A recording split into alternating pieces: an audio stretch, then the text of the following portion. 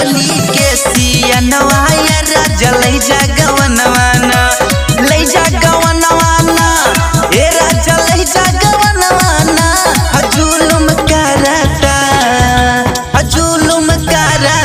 जो बनवा राजा लई जा गवनवाना टूटे चोली के सियनवा राजा लई जा गवनवाना।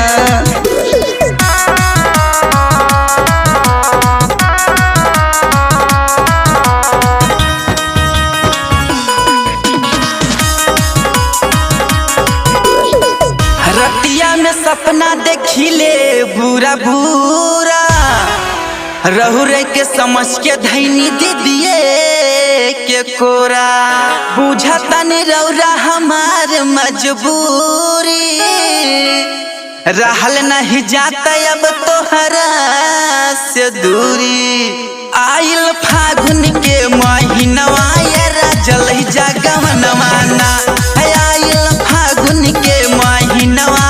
राजा लई जा गवनवाना हे राजा लई जा गवनवाना हे राजा लई जा गवनवाना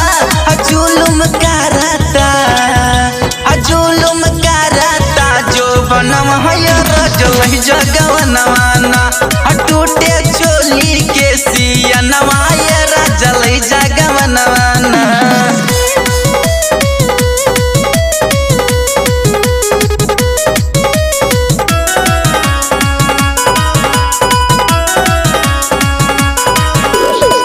जवानी के गर्मी अब सहले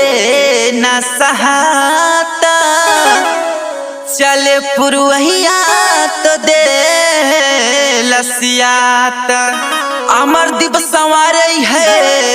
बानी हो कवना करही सुतती तोहरे ही कोरा हदा के चोली में खा जनवा राजा लई जा गवनवाना हदा के चोली में खा जनवा राजा लई जा गवनवाना हे राजा लई जा गवनवाना हे राजा लई जा गवनवाना जुलुम करता जो बनवा है राजा लई जा